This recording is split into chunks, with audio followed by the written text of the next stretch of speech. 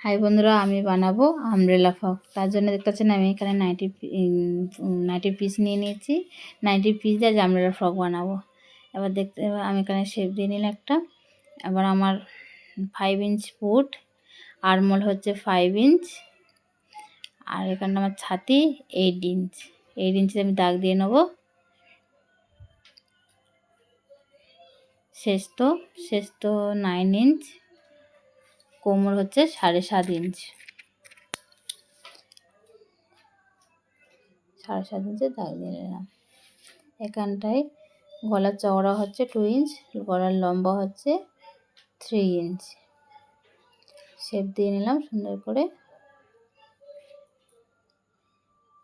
এখানটা আমার লেন্থ হচ্ছে 28 ইঞ্চ, তো আমি এখানটায় 25 ইঞ্চ করে মার্কিং করব। 3 ইঞ্চি কুঁচি থাকবে, তার জন্য আমি 25 ইঞ্চিতে মার্কিং করে নেব।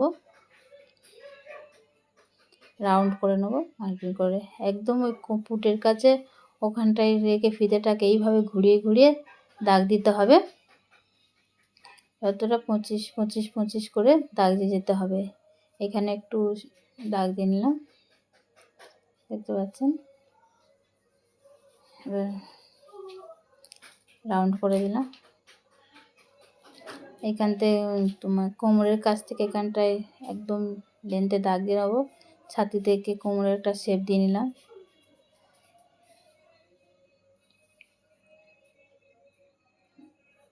বোঝানোর জন্য একটা শেপ দিয়ে নিলাম, তো বোঝা যায় ভালোভাবে, একটা শেপ দিয়ে নিলাম। এবার আমি কাটিং করে নেব। ফার্স্টে যে এক্সট্রা কাপড়টা আছে উপরে ওটা বাদ দিয়ে দেবো, দিয়ে গলাটা কাটিং করব। এখানে আমার সামনে গলা পিছনে গলা সমান হবে, তার জন্য আমি আলাদা করে কোনো আগে পিছে কাটছি না, দুটোই একভাবে কেটে দিলাম।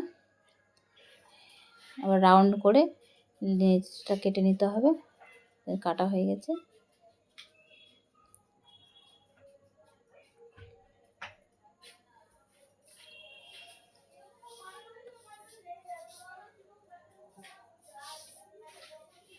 এখানে আমার কাটা কমপ্লিট। এবার আমি কুঁচির জন্য কাপড় কাটবো। এখানে আমার কুঁচির কাপড় কম আছে, তা আমি কাপড় জুড়তে হবে। আমি কিছুটা যতটা আছে ততটা আমি নিয়ে নিলাম। এখানে 6 ইঞ্চ চওড়া আছে, তো এখানে ডবল করে 4 ভাঁজ বেরোবে।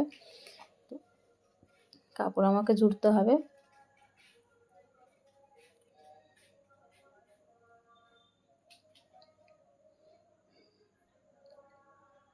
এবার যে ব্যাক পার্টের যে কাটিংটা আছে তার জন্য একটা পট্টি কেটে নেব। এটা 2 ইঞ্চ চওড়া 2 ইঞ্চ লম্বা কাটিং করে নিলাম। সেলাই করার সময় দেখিয়ে দেবো আমি। এই দেখুন, এখানটায় কুঁচি বসবে 3 ইঞ্চ চওড়ায়, 3 ইঞ্চ চওড়া কুঁচি বসবে। তাছাড়া এইভাবে কুঁচি বসবে।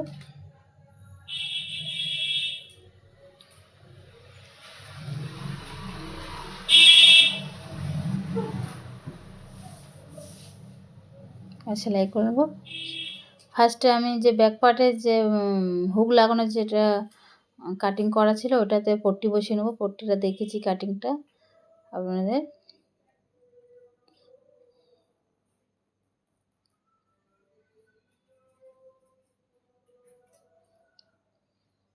পট্টি এভাবে লাগিয়ে আবার উল্টো করে একটা চাপ সেলাই দিয়ে দেবো। ভিতর দিয়ে কাপড় ঢুকিয়ে একটা চাপ সেলাই দিয়ে দেবো।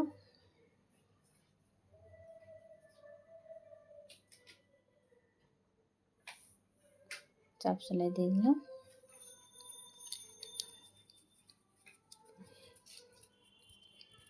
এবার আমি ফুটে ফুটে জুড়ে নেবো।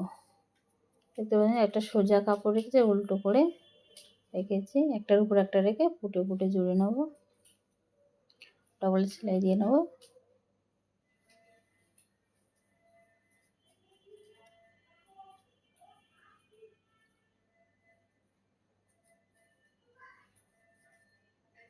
এখানে ডবল সেলাই দিয়ে নিচ্ছি।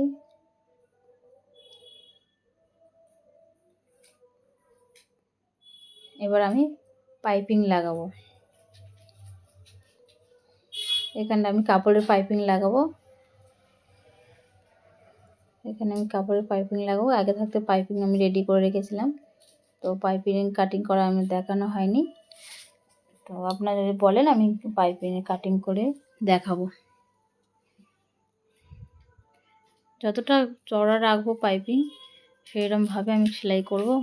আমি বেশি চওড়া রাখবো না, তার জন্য আমি মাঝ বরাবরে সেলাই দিয়ে নিচ্ছি পুরোটা।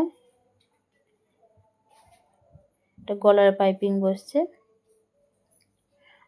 হাতারও সেম কালারের পাইপিং লাগাবো সেমভাবে। এখানটা গলার পাইপিংটা জোড়া হয়ে গেছে। এবার উপর দিয়ে যতটা চড়া রাখবো সেই রকম করে নিয়ে একটা করে চাপ সেলাই দিয়ে দেবো, উপর দিয়ে একটা সেলাই দিয়ে দেবো।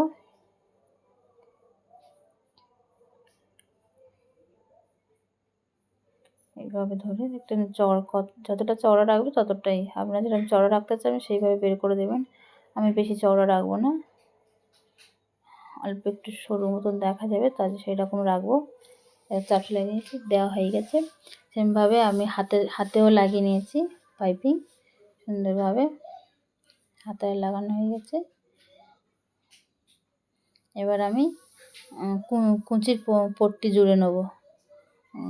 যে কুঁচি বই হবে, যে কুঁচিটার পট্টি জুড়ে নিয়ে কুঁচি বানিয়ে নেব।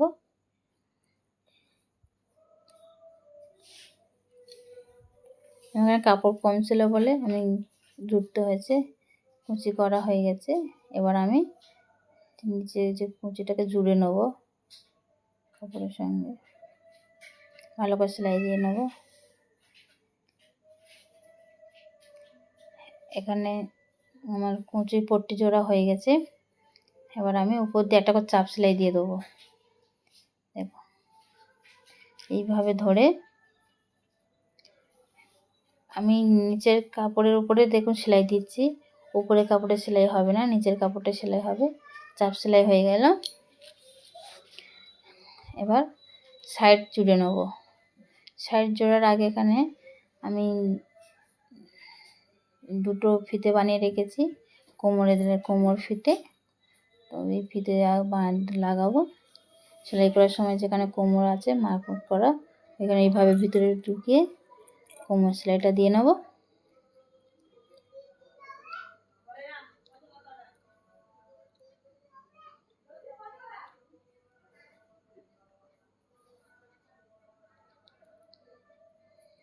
সাইডটা জুড়ে নেব সুন্দর করে।